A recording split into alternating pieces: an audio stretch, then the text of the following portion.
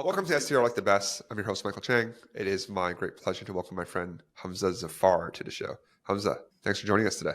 Thanks for having me. All right, Hamza, you and I have known each other for a long time, but for the folks that don't know about you and your story, why don't you give us a quick introduction of you and your business? My name is Humza Zafar, 27 years old. Started my rental arbitrage business about 3 years ago. I went to school for electrical engineering, minor in computer science and math.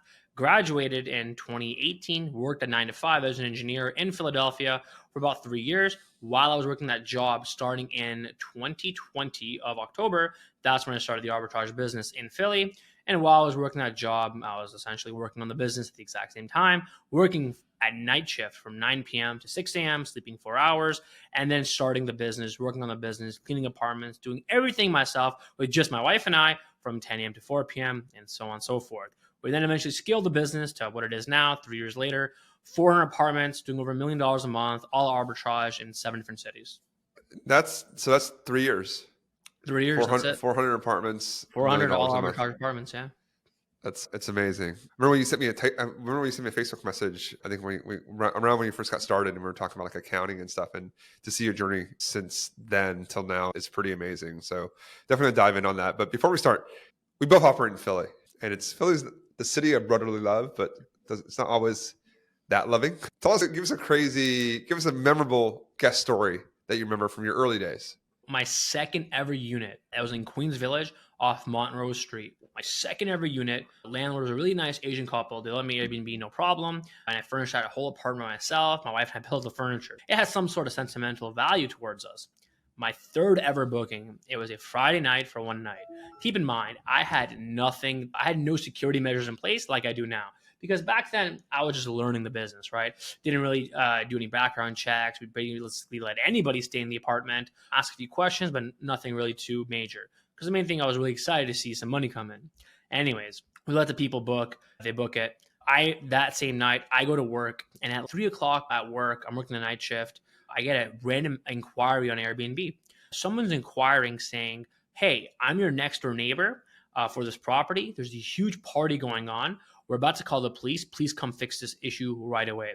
As soon as I saw that, my heart dropped. I had no idea because the Ring cameras were unplugged, the noise sensors were unplugged. As soon as they walked inside, they unplugged the Wi-Fi and started throwing a huge party. So I then tell my boss at that time, I have to go to the bathroom. I have severe diarrhea. I get in my car, drive straight to Queens Village from the Philadelphia airport, which is where I was working. And it was like a 15-minute drive. I get there. I start banging on the door and saying, let me in. Everyone's throwing a party. No one's opening the door. I have the code. I type it in, unlock the door, walk inside.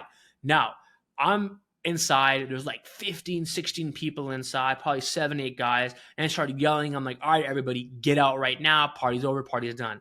And everybody inside is, we're not leaving. We paid to stay here. We'll stay here as long as you want. And they wanted to fight me and stuff. I'm like, all right, no problem. Let's take it outside. So on the way there, I actually called the police and told them the exact situation. Then I'm probably going to need backup. So as I go outside, 8 of them walk downstairs and follow me outside. Obviously, I'm not going to fight 8 guys from Philadelphia by myself. There's about 6, 7 police officers waiting outside for me. Then the police officers go inside and handle business, kick everybody out.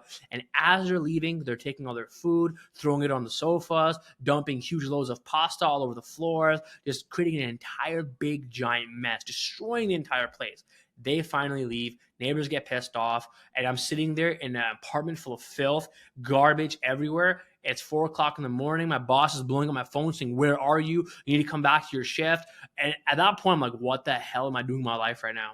So I left everything as is, locked up, went straight to work, finished up my shift at around 8 a.m. We had a guest checking in at 11 a.m. So I drove straight there, picked up my wife, told her to wake up, called one of my cleaners, and then I spent the next 3 hours, drank a Monster Energy drink, cleaning the entire place, scrubbing it clean, making it look good as new again, just in time for the next guest who's checking in around, let's say, 12, 1 o'clock. So that was an insane moment, an insane day for me. And I told myself, if I can handle this, I can handle pretty much anything. That's why you've been successful. There have been a lot of entrepreneurs. I think 9 out of 10 people would have been like, I'm done. This isn't worth it. But these are people I have to deal with. And I think it's the people that can see past that and look at it the way that you did. If I can get through this, I can get through anything. And then having that mindset is ultimately what's going to drive you to success in business. Because it's just a series of problem solving. It's all it is, right? Like it really is 100% in engineering, right? Like People always ask, do you think going to school for engineering was worth it based on what you're doing now?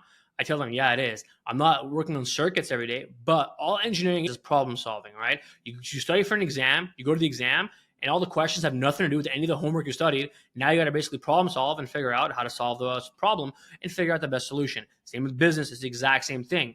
The reason why a lot of big CEOs from a lot of tech companies all have engineering backgrounds is because we're taught to problem solve. Not necessarily how to do math or do calculus, that's how to solve problems with a limited amount of information or limited resources at your disposal. So let's talk about that, right? First off, what were you doing at what were you doing the midnight shift at Philadelphia Airport?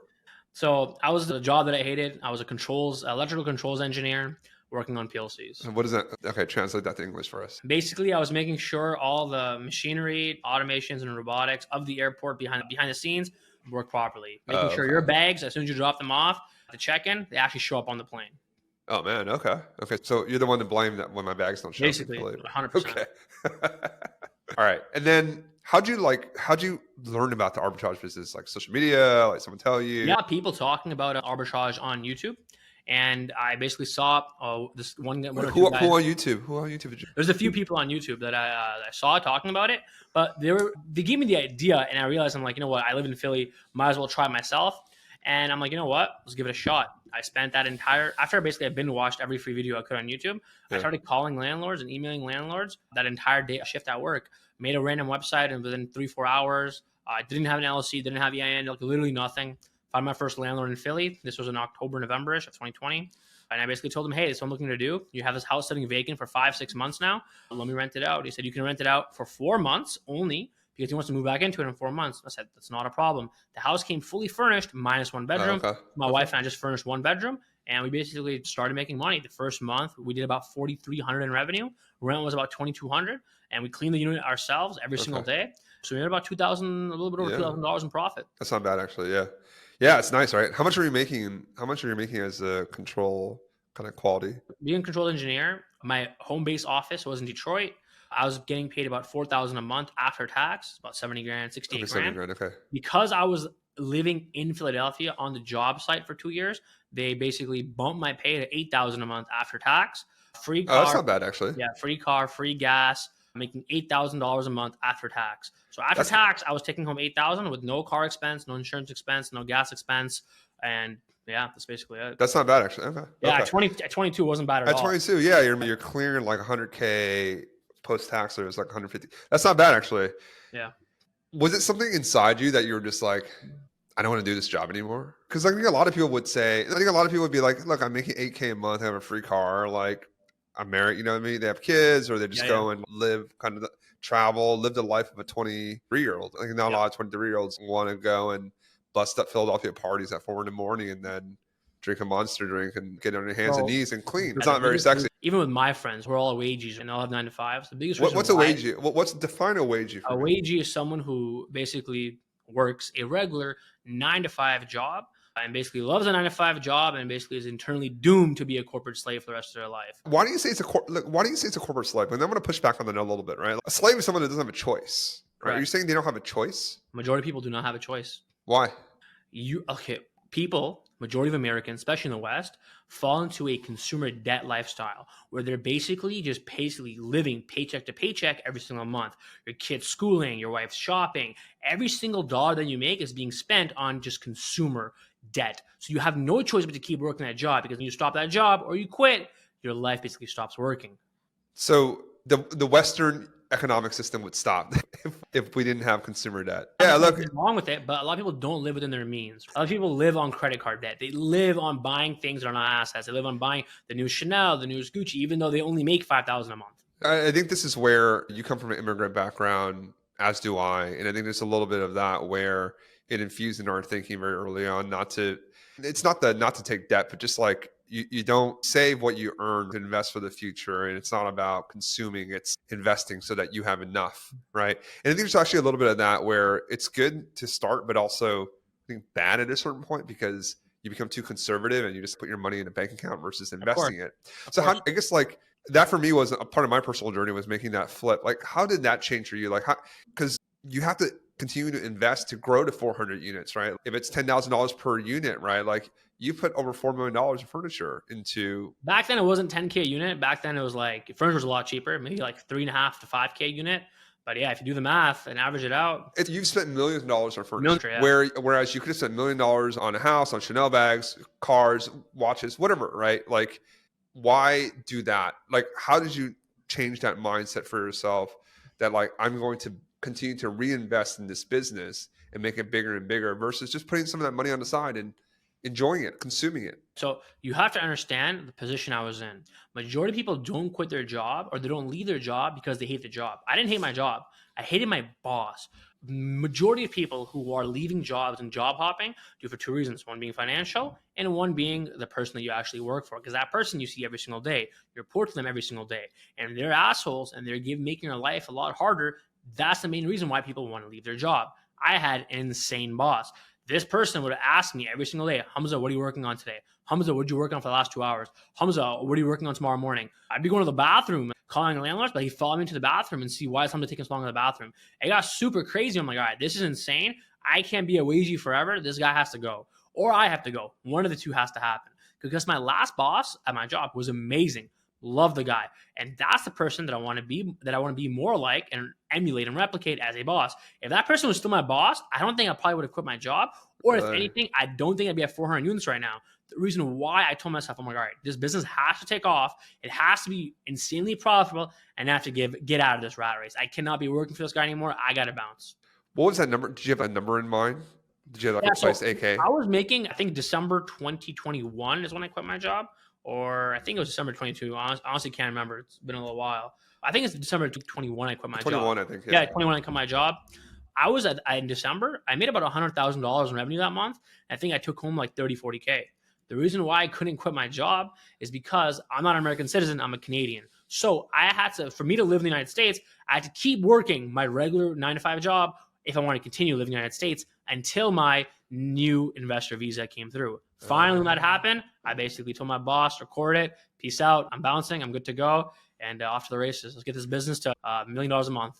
I had to say that was one of my favorite videos, actually, one of yours. And I'm gonna add that to the show notes because that's actually one of my favorite Hamza videos because you can see the emotion in Hamza's face. Actually, after you said it, you paused for a second when you said it, and because it looked like you were a little nervous actually when you said it. Yeah. And then when you hold on, and then after you said it, and I could see that, and I know that smirk you have, and you had that smile, like I did it, and it's that contrast. That 2 seconds where you're nervous to say it, and then when your boss is like, oh, okay, tell me why, and then you smiled, and I think you probably wanted to say it because of I didn't like you or whatever it was, and you're like, oh, I think you really showed through there. Yeah, like they don't really expect a lot of people to quit. When I was working my job, there were people that have been there for 20 years, 30 years straight at the exact same company, making 110, 130K a year, and just doing the same mundane thing every single day, living for the weekend, Friday night, beers. I'm like, dude, this is insane. I can't imagine 30 years of doing this. Is insane. I don't know what I'll do. And then I had like a mental breakdown one day, like driving from work. I'm like, this can't be my life forever. Was it something that happened in your youth? Did your family immigrated from overseas from Pakistan to Canada? What did your parents do? So my dad's an engineer. I went to school for engineering in Pakistan. Then he came to America by himself. Then there's master's in mechanical engineering at Wayne State University in Michigan. Oh, okay. And then now he works at Stellantis at Chrysler FCA as an engineer. Okay. My brother's an engineer. He went to school for electrical engineering. Now he works at Ford. But he himself now, just last month, made $75K on Airbnb. So he's basically applied for the same visa I have. He's going to be quitting his job very soon. And I did the same thing as well. Your parents don't let him quit? He's not married yet, though. Yeah, I know. So the rule is basically in my house, you can't quit your 9-to-5 unless you're married. Like in our community, when it comes to getting married, anytime you tell someone or the girl's father asks, what did your son do? You say, oh, he has a business. They don't think it's a real business. They think he's basically doing nothing. So that's the worry parents have. But I told my dad, I'm like, at this point, everyone knows us in the community. No one's going to think that whatsoever. When they see us driving Lamborghinis around and having those cars parked on our driveway. It's funny you say that, actually, how communities, and I know we're going on a little tangent here, but in my community, if you drove around a Lamborghini, they would probably, in the Asian American community, like if you drove around a Lamborghini, people give you a little eye. You have a nice car, by the way, very nice car. How's that feel? Like, how's that feel to go from, I don't want to be a community part, but go from not a company owned car, probably not something fancy, to like driving a Lamborghini? Like, how's that make you feel? The last time I drove the Lambo was probably the one time you came to Dallas. So I probably drove it 2 times. in since April, basically in the last 6 months, since my daughter was born. Right? Like, there's no point of driving it now, and I don't really take it out by myself. I usually take it out for date nights and things like that, but we don't really do that anymore because now we have a baby at home. So we're always taking we're always taking the Toyota SUV with the car seats and going everywhere. All right. Well said. All right, let's swing back to the business. Give us a little bit on your growth trajectory, right? Like you got your first unit in October, November, Q4 of 2020. Like where were you a year later? How many units did you have? I actually have that exact number for you right here if you don't mind me pulling it up real quick. While you pulling it up, is that okay? Yeah. While you're pulling that up, though, right? I want you to think about that number and that journey, right? Was it a lot harder to go from 1 to the number that you'll tell us versus 24 months later? Let's talk about that a little bit. Where were some of the real pain points? Was it hard to go from like 1 to 2? So I actually have the number I can tell you right now. By January of 2021, I was at 7 units doing $35,000 a month. Then in March of 2021, I was at 19 units doing $50,000 a month. And that's when I moved back from Philadelphia back to Canada because my job in Philly ended and I had to basically work in the office in Detroit. Then after that, let's go to September of 2021. I was at 32 units. 32 units. That month I did all in Philly or Detroit, Dallas, Philly, etc. Then I was at 32 units and I did $100,000 that month in revenue, took home about 30 grand in profit. And I started like basically 6 months ago. Then after that, in January, I blitzscaled like crazy. And I was at 7 units and did $150,000 that month. So from September to January, I added like 30 something units because I negotiated a lot of rents free. Of over the 30 units I negotiated in multiple cities, I got 2 months free on every single apartment. So that really helped with cash flow and helped with growth. Then after that, in May of 2022, I went up to 128 units. Sorry, hold on. Let's pause for a second. Like you're making 100K a year, right? You did live too. Like how'd you finance this? Like because you get rent, you can get rent free, right? So you have to pay your rent. Like you still got to pay the security deposit, or sometimes you do. And then you have to buy the furniture.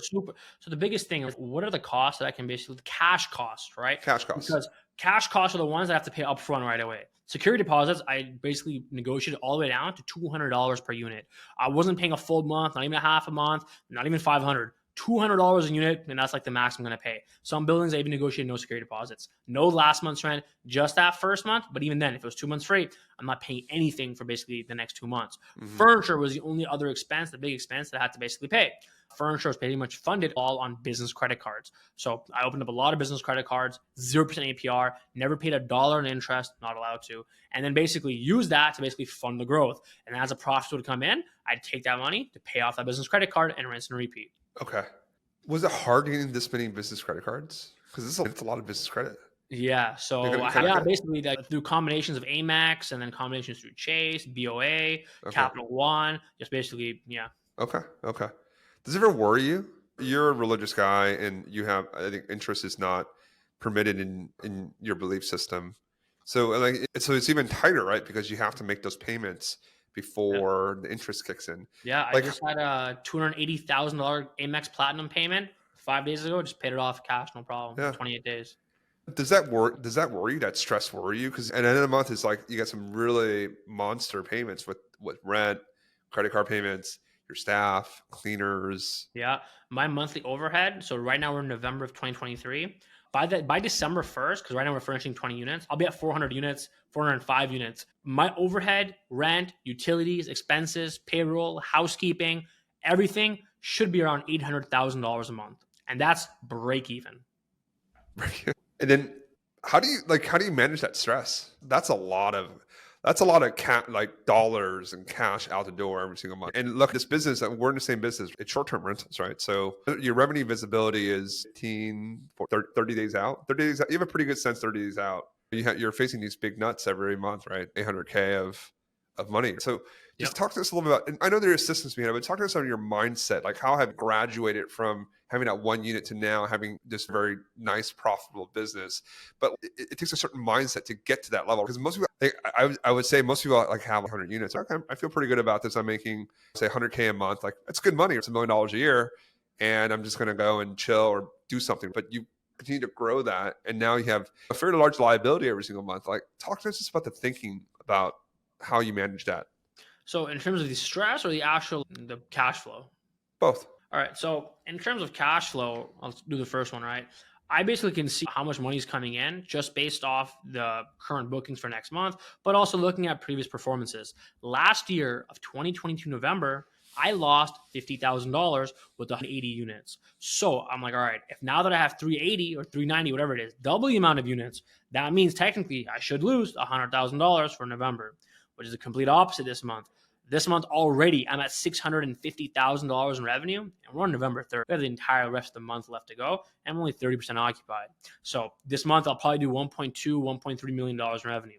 So like I know this year is a lot better than last year because of one, I pretty much got rid of all the bad properties in my business, got rid of them, let them go. Then after that, I basically worked on reducing my overhead, increasing margins, specifically with housekeeping. I saw what percentage of revenue housekeeping was, and it was way too high. I had to decrease it as much as possible, and that's what I've been working on for the last 3 months, is decreasing housekeeping to as low as it possibly can. Where I'm paying $25 in some cities now to clean a 1-bedroom apartment, $35 to clean a full 2-bedroom apartment, like fully clean, turnover, and everything. Before I was paying 85 to 95, sometimes 75, sometimes even 125 just to clean these apartments because I was cleaning contractors. For the last 4 months, I went really hard during summer to fire them all and bring everything in-house and hire people at $14 an hour or 25 unit, whatever you want to call it. Okay. And then, so focusing on margins, and then what about what about mindset wise? Like, how do you, I think it helps the visibility of seeing your cash flow and your expenses. But talk to us about just the mindset. Okay, like, how are you okay with this much money coming out the door? Because it's a lot of stress, and maybe bookings are a little slower, or something happens in a city or a building. Yeah, so slow season is pretty much upon us. After November, it's December, January, February. Over the last November, last year, 2022, I lost a total of $250,000. All right, over those 4-month period for 180, 200 apartments. Now that I'm double, technically I should lose 500,000. So I know for sure last year is not going to be a repeat of this year. I just don't know how much of a delta it's going to be because I can't use last year's numbers to compare to this year's numbers. Even though RevPARs are lower than this year, my numbers have been way higher because of the unit size. Better units. Yeah, they have way better units, better locations. Yeah. All right, margins are better. So that's the main reason why. So honestly, it's a shot in the dark. Then in February, I have 5 units starting. I have to spend $500,000 of cash to basically furnish those units. Right. And then on top of that, I have other landlords hitting me up for 20, 30 units. So I'm trying to push everything off to around February 15th, end of February, because right then and there, if I have those 2 months free, 6 weeks free, the money from March, April, May, June, July, it's just going to come flying from the sky from how much money I'm going to be making. So you got to survive the next few months. Just 3 months. I tell myself, if I can make it past the next 90 days, I'll be very, I'll be very rich basically after February. Why continue to arbitrage? I think a lot of people will start buying properties, or people do like co-hosting, midterm rentals. There are other strategies, right? But you've stuck very closely with rental arbitrage, short-term rentals. Why have you quote unquote diversified your risk? We then basically go back to the same point where I can't get a mortgage for anything, all right? So I have to buy things in cash. So if I can scale the arbitrage business, let's say to 500 units. 500 units doing $3,000 a month is $1.5 million a month in revenue. Take home 500,000, let's say 30% of that, right? Maybe 400, 500K. Then if I'm taking home net profit for 500K, that's like buying one single family house every single month in all cash. And then Airbnb that, making 6, 7K a month. Then at that point, once I'm at the 500 units and I'm basically seeing how the market is, house prices are coming down, interest rates are really high, I have a lot of cash, a high cash flowing business that has the power to start buying basically a lot of things in just full cash. Is that the plan? Is it the roadmap for you? That generally is the plan, yeah. You can go buy more. Okay. Do you ever feel like you get more? I think there's going to be more and more arbitrage deals next year as a lot more multifamily gets built. They're on these floating rates. They're going to be they're under a lot of pressure. Yep. What makes you stop at 500? Why not go to 600, 800? Yeah, if the right deal comes my way, I'll take it. What I'm generally focused on, so like right now it's November, we're furnishing 20 units right now between 3 different cities. These are commitments already made 2 months ago. So we're just going to build them out, and it is what it is. But after that, I'm not furnishing anything for December, nothing for January. And even after 2023, I'm focusing more on margin, not just increasing random unit count. That's not really the whole point. The whole point is to basically keep whatever's left over, not just increase your top line revenue. It doesn't make any sense, right? So if let's just say hypothetically, I wanted to make an extra $1 million in net profit for the year of 2024.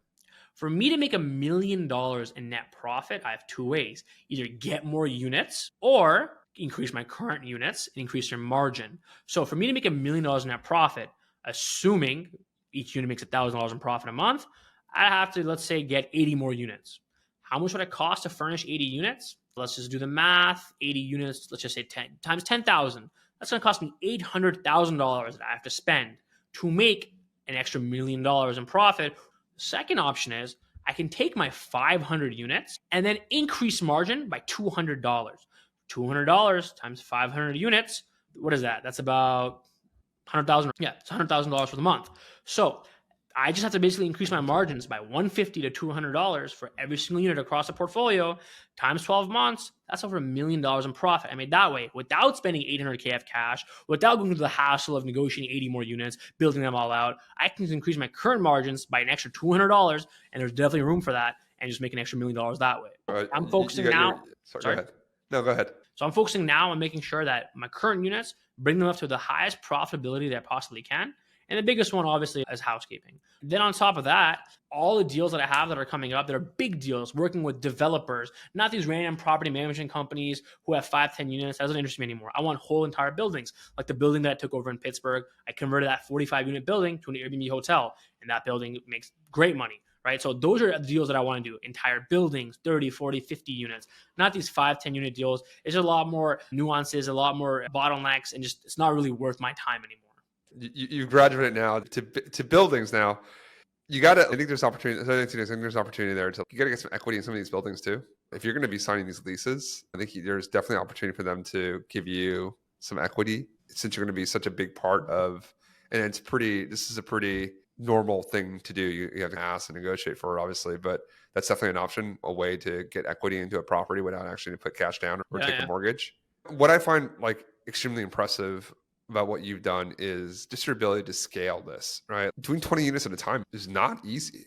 Like it's a difficult thing to do, right? Like how have you scaled the operations to be able to, you're in 7 cities now. You have 20 units right now, just ballpark, like how many cities, how many units per city are you growing? Are you building out right now? Yeah, so right now, my goal is to basically expand vertically, not horizontally. I don't want to enter 20 cities and have only 30 units each. I basically realized if I scale vertically and get 100 to 200 apartments in a city, my margins increase like crazy because of economic efficiency, right? So now the current cities that I'm in, we're just scaling vertically in those 7 cities. On average right now, 3 of the 4 cities I have, I think 2 or 3 cities I have maybe 80 units in. The other one's about 40 to 50. So how are you actually building them out? Like I said, you have the 20 units in there in 2 cities, right? Tell us a little bit like how are you building out? Are you hiring people full time there? Do you have dedicated people that are building out stuff for you? Like for example, how are you actually doing that? In Dallas, for example, we just furnished, I think, 70 units in the last 4 months. I remember that, yeah. Yeah, and the big building downtown, the other operator basically left, got kicked out, whatever it was. I took over all 70 units. And we had to paint every single wall, add more furniture, add more beds, basically bring them up to a higher standard if you want to actually make some money.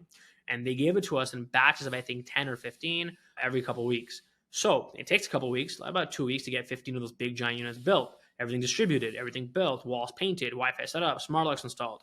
So I have a supervisor, for example, in Dallas who runs the entire show. I have no idea about anything. The furniture order is made. The furniture arrives. Him and his team, it's him and 12 people. It just picks off the side of the road from Home Depot, and they just go $14-15 an hour and just work hard from 8 a.m. to 8 p.m. every single day. Really? He calls the photographers, he schedules all that. The photos get sent. My team lists them all up, connects to Price Lab. They handle everything. Like I have no idea about anything until. So how do you manage it though? Like, do you approve the orders? Like, do you approve the designs? Yeah, so we have a standard design for everything. If you look at all my units, almost everything looks the exact same. The same coffee tables, the same sofas, the same nightstands. Basically, it's all the exact same. So everything's saved. We just literally hit order, and that's pretty much it. All the quantities, we know exactly how much we're ordering. Once do you everything approve arrives, the orders? Yeah, I always make sure. Like for some, like higher end units that we did. For example, like I have a unit in Philly. The rent's $3,000. And since for the last 6 months, I was doing $70,000 a month. But I spent almost $20,000 in furniture because it's a really unique property. I wanted to go extra, and it was worth it. So for that one, I specifically went in, made sure the design was good, everything looked nice, and then went ahead and approved the order. But for everything else, it's very standard, one standard flow. So just find one really good. So the secret is finding one really good person in your market that just is your right-hand person. Agreed. And then let them run with it. Do you try to take the lessons from the boss that you'd really like. Sounded like there was a boss that you really liked, that you respected. Sounded like you would have worked with that person for a long time. Versus other person that you disliked, and you're like, he was a person that I guess you should be thankful to him because he made your life so miserable that you're like, there's no way I'm going to do this, which motivated you. Has any of that kind of trickled into your management style and how you manage Even with my global talent COO, team? even with my city supervisors, I'm not someone who's overbearing, who's constantly asking, what are you working on? What are you doing? I just let people do what needs to get done. And if the job gets done and the results were good, that's basically all I need from you. I don't need to constantly be checking what time you're opening your laptop, what time you're stopping your shift, how long your bathroom break is, how long lunch break is. I don't care. I care about results. I'm a results driven, right? As long as the job is getting done and things are that need to be finished are getting finished on time, on schedule, everything's being done properly, that's all I care about. Okay. The Hamza Zafar operating system. I like it. Any last words as you think about your journey? And I know I always ask this question to all my guests. What's one of the kindest things that someone's done for you along this journey that has helped you along, that you look back and say, man, I can really appreciate that? The person didn't have to do that for me, but they did. The kindest thing that somebody's done for me. The kindest thing. Honestly, I don't know. Everyone's pretty ruthless in this industry. Every landlord I work with hasn't really done me any big favors, but I'm trying to think. Honestly, I'd probably say like you, when you helped me with my whole accounting situation. I hired this accountant from New York or Jersey, wherever it was, did my taxes. It was complete debauchery. Everything looked wrong. Everything was like insane. Like the numbers you were seeing didn't make sense. I'm like, I hired literally an idiot. I needed an expert, basically, someone who's very versed in our industry. And I had no one to ask. Of course, Michael Chang, who's New York based, Wall Street based. He has definitely connections. You hooked me up with their CPA firm, and they've been great ever since. Yeah, no, they're good. I'm glad it's helpful to you. And I've learned a lot from you as well. And I appreciate you stopping by today and for this conversation. It's possible. And I really wanted to focus on the mindset part, because I think that for you is what makes you special, right? Like there are a lot of smart people out there, but I think it's like someone that has the right mindset, that is driven, that can see through going to a random Philadelphia apartment at 4 a.m. and possibly in a fight with 6 people that are probably drunk, having the cops there, calling your wife to go and, hey, we got to go and clean this because we got to check in the next day. Some people would have been like, whatever, let's just cancel next check-in. I don't want to deal with this. Or I would have found some whatever reason, and you just persevered through that. And not only that, also had the right mindset of saying, if I can get through this, I can get through anything. Versus I think 90% of people would have been, 95% of people would have been like, this isn't worth it. Okay, we're making a little bit of money here, but I could have gotten hurt tonight. I could have, this could happen, that could have happened. And I think that is what makes entrepreneurship hard, but what makes it so rewarding, right? Because you problem solve that, and then that's carried you on to 400 units and 4,000 units. Whatever you're going to do over the next 10 years. And I'm really excited to be friends with you and see you in that journey. The thing that I will say about what you said to finish off is that the mind and body need stress in order to grow. If you have a comfortable lifestyle, there's no growth happening whatsoever.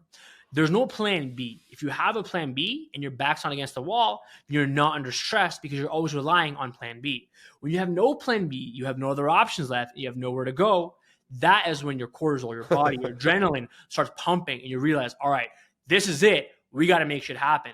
And that's what I thrive under. If I'm not stressed, if there's not even a little bit amount of stress in my life, if I'm on vacation for too long, I need to find something to solve, and I need my back against the wall. That's when I operate the best I can be. And you have. It's impressive, my friend.